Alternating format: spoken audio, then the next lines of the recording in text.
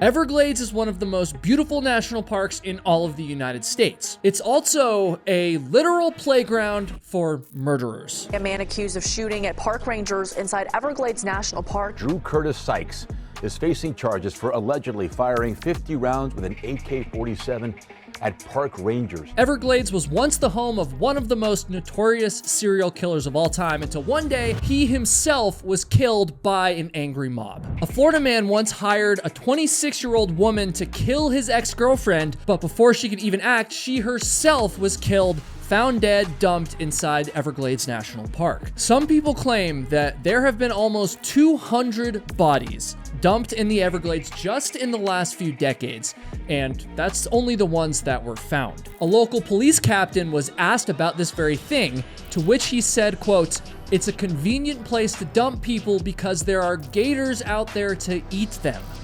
Everglades National Park has a massive murder problem, and yet nobody outside of Florida seems to really be talking about it. Murder is so deeply ingrained in Everglades National Park's history that it goes all the way back to the year 1892. We're gonna start here and follow this park's trail of bodies all the way to the present day, where some of the most disturbing murders, deaths, and of course disappearances in national park history have taken place. Especially the last one, by the way, which literally makes no sense at all.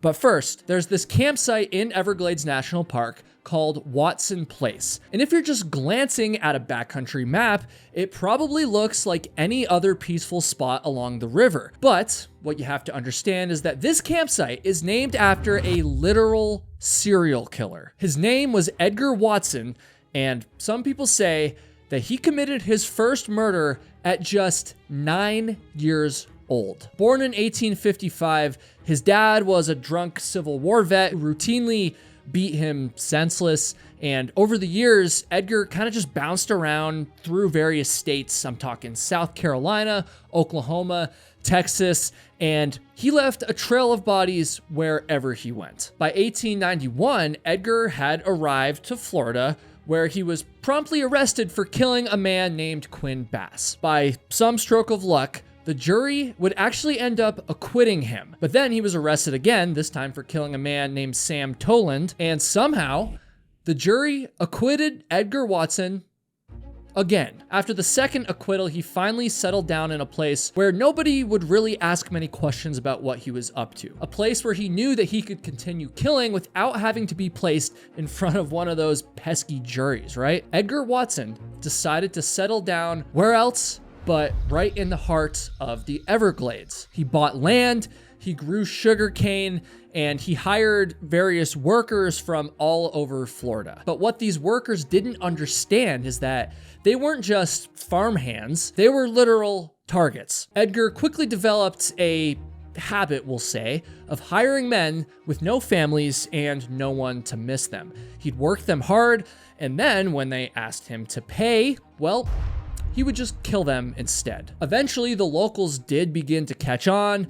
Rumors began to swirl, but at least for the moment, no one ever dared to actually challenge Edgar Watson. At least, not until the Tucker family came along. The Tuckers had actually been farming a patch of land along Lossman's River for literal years, but Edgar all of a sudden claimed that it was actually his. He told them to leave his property immediately, but the family refused and said that they would stay until after they had finished harvesting their crops. For Edgar, this was completely unacceptable, and so he murdered the entire family, which, wasn't exactly out of the ordinary for him, but little did he know that this particular act of incredible violence was actually going to be the beginning of his end. The locals had been scared of Edgar for years, but now it was personal. A group of them even went to the sheriff all the way in Fort Myers, but they were then told that nothing could be done. It was a different jurisdiction, right? And so that pretty much left them with no other option, and, well, they would end up taking matters into their own hands. On October 24th, 1892, Edgar sailed into the Everglades town of Chokoloskee, totally unaware that an angry mob was there waiting for him. I mean, word had gotten around, right? They weren't just gonna let him walk away and continue to kill this time. And so when Edgar stepped off of his boat, he was quickly confronted, and some words were exchanged, and eventually he would end up raising his shotgun towards the crowd, pulling the trigger, but nothing happened. It would turn out that it was a misfire. I mean, what are the odds of that, right? And so then Edgar quickly reached for his revolver on his hip, but by then it was too late. The crowd absolutely unloaded on Edgar. Bullets tore through him, and he dropped dead right there on the spot before the crowd would end up dragging his body all the way to Rabbit Key and dumping him in a shallow grave. And in a totally astonishing move, despite Edgar Watson's history of violence and murder, you know, him literally being a serial killer, the National Park Service turned his homestead into a campsite that anyone can visit to this day. Edgar Watson may have been the first person to turn the Everglades into a graveyard, but he sure as hell was not the last. I mean, after he died, the bodies continued to stack up, and the truth is that people continue to vanish to this day, which is something you're gonna understand very shortly when I tell you about one of the most disturbing coincidences in all of national park history, but we'll get there. First, I need to tell you about something else, which is not quite as disturbing, but still pretty disturbing, and that is the fact that right now, as you're watching this, there are people out there selling your private information and making absolute bank off of it. This video is sponsored by Delete Me, whose mission is to help you fight back against these scummy companies, which are called data brokers. Now, data brokers are collecting huge amounts of your personal information. I'm talking things like your home address, for instance, or your phone number. They're collecting these things and then they're selling it off, and they're making a fortune in the process. This is the reason why you get all of those annoying spam calls and spam texts. I know you know what I'm talking about here. And this is also the reason why you're possibly at a much higher risk of identity theft than you might realize you are. And so this is where Delete Me comes in. They believe that everyone has the right to own, manage, and remove their personal data, and they make it super easy and safe to do this. So this right here is my dashboard, and as you can see, Delete Me removed my data from like a ton of different websites, and their dashboard makes the removal process absolutely seamless. And so folks, if you are finally ready to take back your own private information, then well, I have a massive deal for you. You're gonna get 20% off all of Delete Me's consumer plans if you go to joindeleteme.com/KyleHatesHiking and use code KyleHatesHiking at checkout. That is a massive, massive deal. It's such a massive deal that I'm actually gonna say it one more time. JoinDeleteMe.com/KyleHatesHiking and use code KyleHatesHiking at checkout, or scan the QR code on the screen right now. Take back your personal data, folks. Do it right now. So Edgar Watson's legacy didn't just stain the water of the Everglades, it pretty much set the tone for everything that would come after, including the murder of a man named Guy Bradley. So this dude started out as just a young kid hunting birds for cash, but by the year 1903, well, he'd actually completely switched sides, going from the hunter to the person responsible for patrolling the hunter and making sure they're following the laws, aka a game warden. He was actually Florida's first ever game warden. He would chase poachers through the mangroves with nothing but a sailboat and a pistol. This was his job. And while I hope we all respect game wardens today, well, back then it was a total different story. And so this new job that he was so passionate about, well, it would not end well for Guy. Guy had an old neighbor who was named Walter Smith, and Guy had actually arrested Walter's son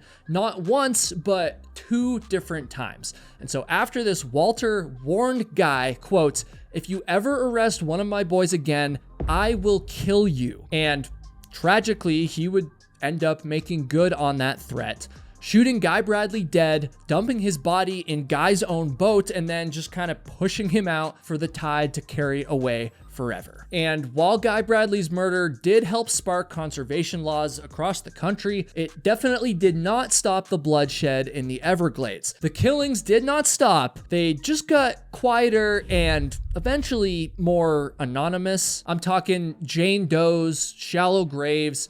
I mean, that's the stuff that we're about to touch on next year, because the truth is that the Everglades still has bodies.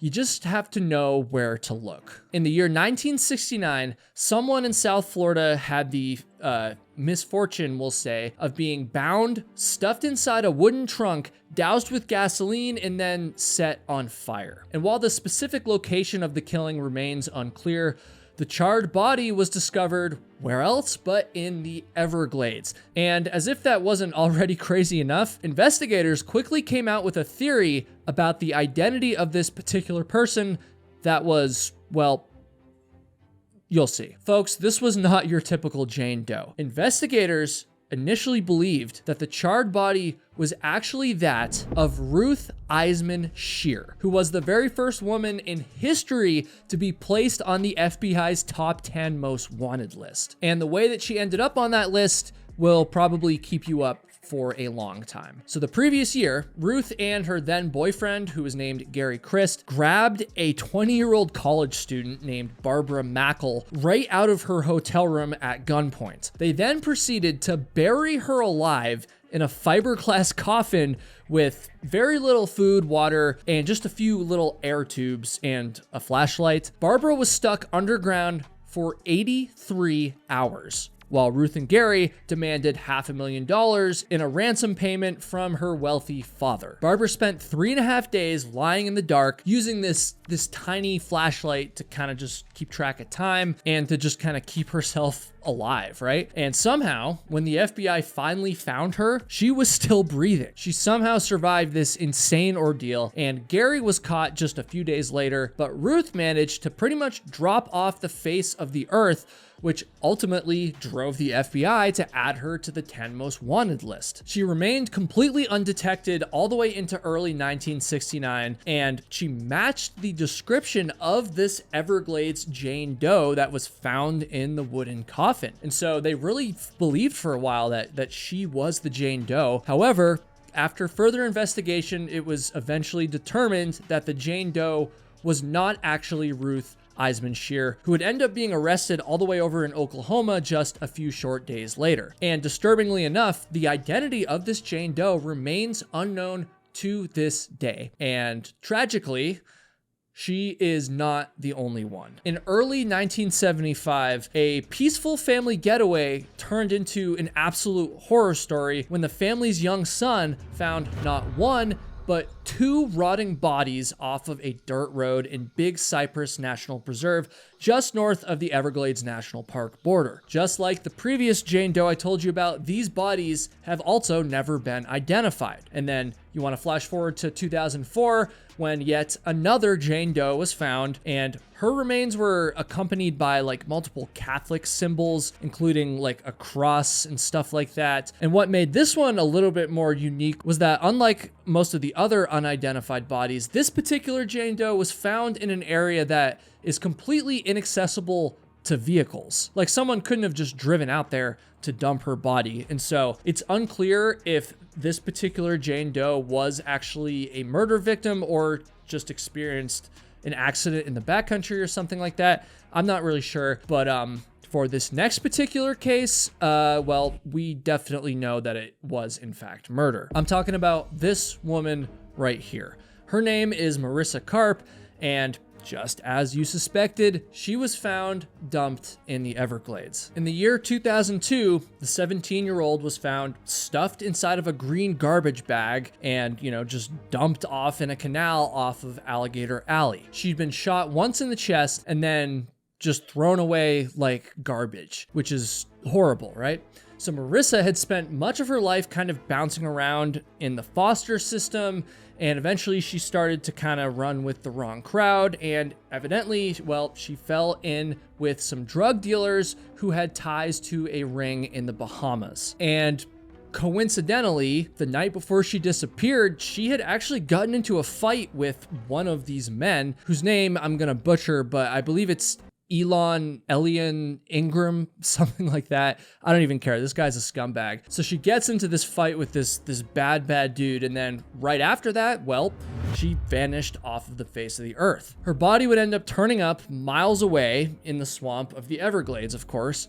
And something that's quite disturbing is that it took the police weeks just to even identify her, just to even figure out who she was. And so at this point, everything in the investigation pointed to a very specific group of guys, all involved with that drug ring I just told you about. And one of the other men, whose name I'm also going to butcher, but I also don't care, Almonto Coakley, again, total scumbag. Well, this dude was actually suspected in a different murder, a double homicide, in fact, which happened just months later. He would end up skipping town and going back to the Bahamas, where he would ultimately end up dead himself, shot in the street before he could ever be dragged back to the US to face justice. Meanwhile, Ingram was finally arrested for ambushing and killing a sheriff's deputy. But here's the thing, he's serving time for this cop's death, as he should, but he's not serving time for Marissa's.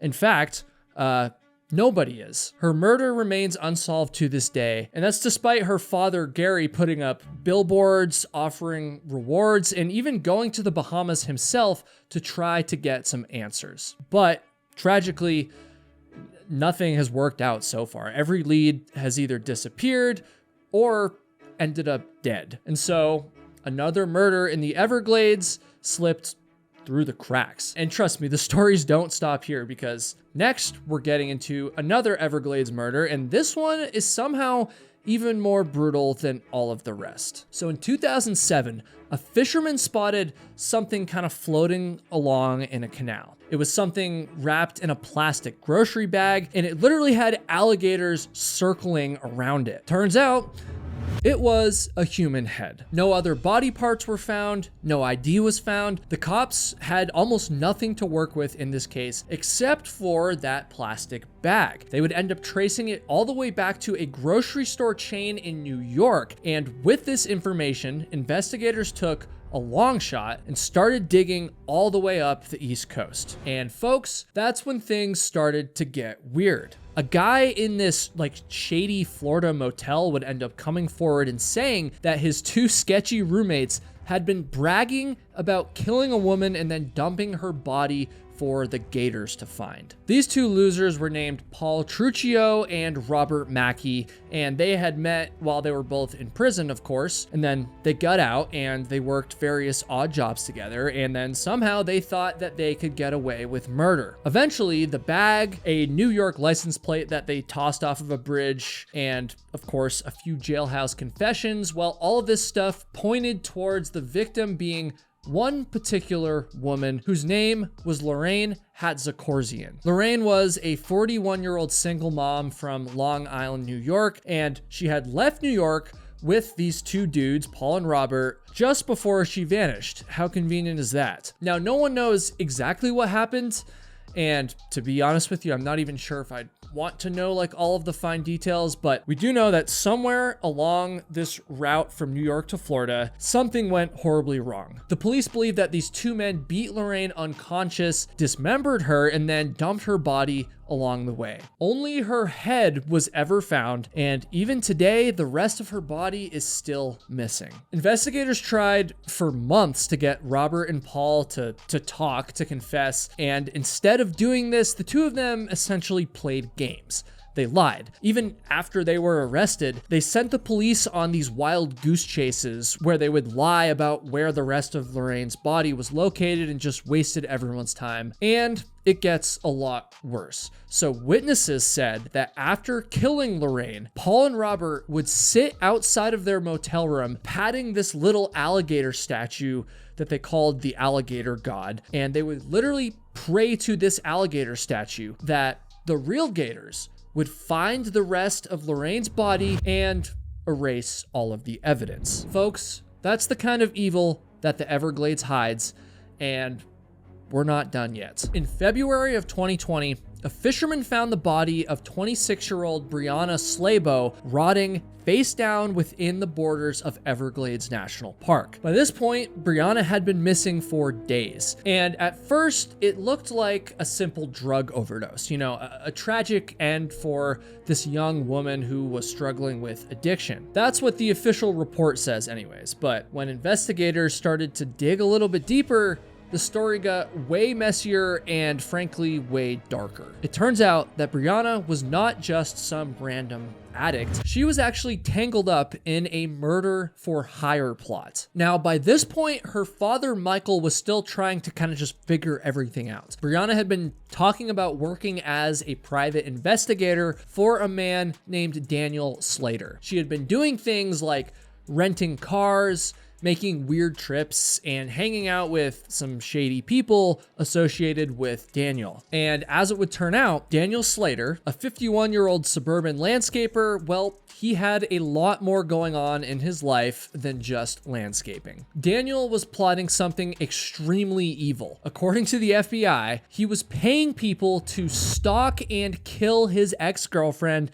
and members of her family. He suggested drive-by shootings. He suggested acid attacks. Daniel Slater talked about these evil acts like he was just simply ordering pizza. In early February, presumably while she was out working for Daniel, Brianna was arrested for driving a stolen car. She was also carrying a handgun at the time, and she was so distraught that after she was released from jail, her family would end up involuntarily committing her to a psychiatric hospital. She was released on February 17th, and then 3 days later, she left to go meet Daniel Slater. After this, of course, she vanished, all the way up until her body was found inside the national park on the 20th. But it gets worse. So Daniel actually was never charged with killing Brianna, but investigators did call him a suspect. And the more that they kind of looked into him, the uglier and uglier things got. Because it turns out, even after Brianna's death, Daniel Slater kept trying to hire more people.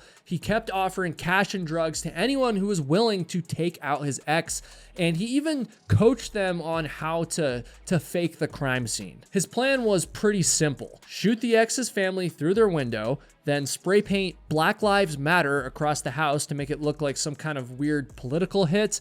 I don't know. I say it's simple, but it's really just stupid, to be honest. And the FBI managed to actually get an informant that was inside Daniel's circle, and finally, after months of setting traps, they arrested him. Ultimately, Daniel Slater pled guilty to the murder for hire charges, and he was sentenced to 10 years in prison. But as far as Brianna's death, well, it's still officially ruled as an overdose. There were never any murder charges or any real justice. But here's the biggest twist in this entire plot. So it turns out that before she died, Brianna had confessed to the police that Daniel Slater hadn't just hired her as this private investigator. No, he had hired her to stalk, kidnap, and kill his ex-girlfriend. Brianna completely admitted that Daniel had pulled her into a full-blown murder for hire plot. She admitted that she was supposed to be his assassin. And then, of course, shortly after making this confession, she's found dead and dumped in Everglades National Park. Brianna's story is scary and very, very heartbreaking. And sadly, it's not the last, because as brutal as it's already been up to this point, the next case out of the Everglades is quite possibly the biggest coincidence in national park history. In the summer of 2011, rangers at Everglades National Park noticed something very, very strange. They saw a dark green pickup truck sitting abandoned near Pine Glades Lake, baking in the sun for literal days. When they finally ran the license plates, it came back to a man named Jacob Olivier, who was a 23-year-old from Texas. And though his truck was left sitting there in the parking lot, Jacob himself was nowhere to be found. And even more concerningly, there was zero sign of him anywhere. There was no footprints. There was no signs of a struggle. All there was his stuff locked inside of his truck, a hotel receipt from Daytona Beach, and a whole lot of unanswered questions. At this point, Jacob's family had no clue that he was even in Florida. He'd been living with his dad and his stepmom in Texas, trying to stay clean after a stint in rehab. But then, somewhere along the way, Jacob decided to make an impromptu trip over to Savannah, Georgia, hoping to rekindle things with an old girlfriend.